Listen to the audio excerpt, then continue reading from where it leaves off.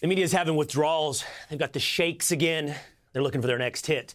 You see, Trump was the best high ever, and they've been searching for another bump ever since. You know, they've had auditions for who could be the next Trump. They've been doing it for a good 2 years.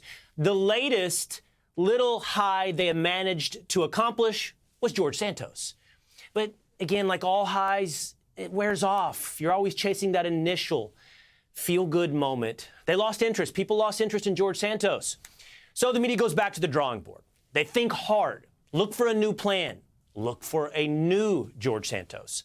And if you can't find one, you start buying that cheap knockoff drug at the corner. You make it up. Enter Paulina Luna. She's the freshman congresswoman out of Florida who just so happens to be of Mexican descent. The media can't stand her because she is of Mexican descent. And this combination is never to be forgiven. She's a firebrand conservative woman. And that makes it harder to call her a violent white supremacist, being, again, Mexican-American and all. So just today, the Washington Post put out a hit piece on Luna. And they were nasty, disputing a break-in she had in her Missouri home, gossiping about her losing touch with family members. It was written a lot like a high school diary, more than like a real piece of, journalism. The only problem, Congresswoman Luna, she brought receipts. WaPo tried to raise doubt that Anna's father had ever been to jail, but take a look at your screen. This is a picture of her father in, a prison jumpsuit. They also tried to claim that they couldn't verify Anna's grandmother ever died of HIV, when medical and death records are pretty easy to verify.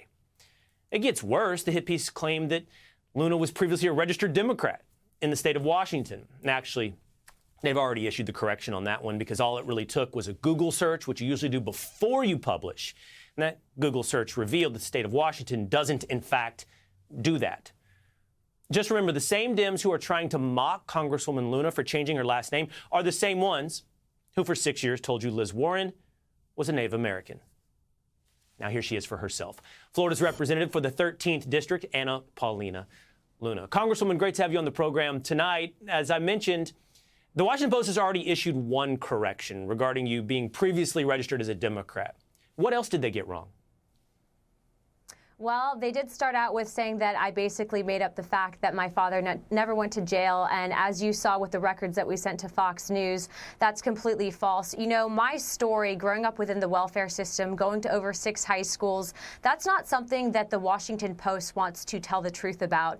They also proceeded to leave out an entire interview with a roommate that I had that debunked a bizarre claim made by someone that was apparently stationed with me that claimed that I owned a firearm during this break-in. So the fact is that we have these receipts. My attorneys already issued a letter of correction. Washington Post didn't respond to a response from Fox Digital, nor did any of the other people that made these bizarre allegations. And we will be issuing these letters to correct to Vanity Fair, and a few other major outlets decided to run with this story before they corrected the facts. I will say that People magazine did reach out, and they wanted to wait to see this episode before they ran the story. So I'll be interviewing with them after. But it's awful how they treat minorities. And the fact is that their undertone of their article was incredibly racist. They tried to undercut my Hispanic heritage. They even spoke to my mother and didn't report a lot of what she was posting. So the Washington Post is compost, and they should do better. Why do you think, Congresswoman, that you were their target? I think that my story is something that they didn't want to believe is true. Again, I grew up within the welfare system. I went to over 6 high schools. My parents were never married. And I also think one of the craziest claims that they're trying to say is that I wasn't raised as a Messianic Jew. I have documentation and photos of my father at synagogue. My mother confirmed this to the Washington Post. But again, they don't want people like me to have credibility. And so what they try to do is attack the reputation.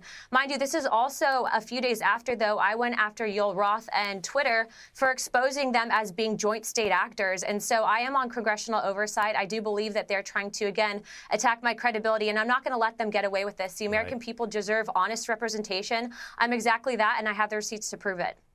Yeah, many people saw that interaction with Yoel Roth this week from Twitter. You brought up race. I would love to ask you this one last question. Your situation with the Washington Post here reminds me of a story, again, with the Washington Post from a few years ago when it came to South Carolina Senator Tim Scott. It seemed to question Scott's story and by implication whether or not he was authentically black or had an authentically black experience in America. They point out that you changed your last name, that you previously went by your father's last name and later in life changed your last name to Luna. And again, the implication seems to me to be you're not authentically Hispanic. That is completely true. And again, the racist undertone of this article is pretty mind-blowing. My mom actually had responded, told them about how I was raised, the fact that my father was fluent in Spanish.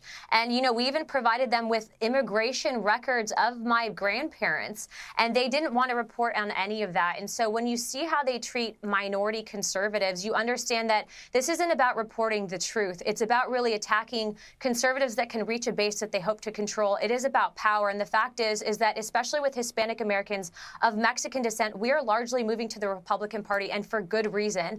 The Democrats are destroying this country, and I'm not going to let them silence my voice. If anything, I will talk to any investigative journalist that wants to correct these facts. But remember, the Washington Post reached out to my own mother and asked for a death certificate to prove my grandmother died of AIDS due to heroin use. And they couldn't even confirm that in their own report. Well, Congressman, I would love to tell you that it gets better, but it probably gets worse. And all that really means, though, is that you are over the target, that you are doing something right.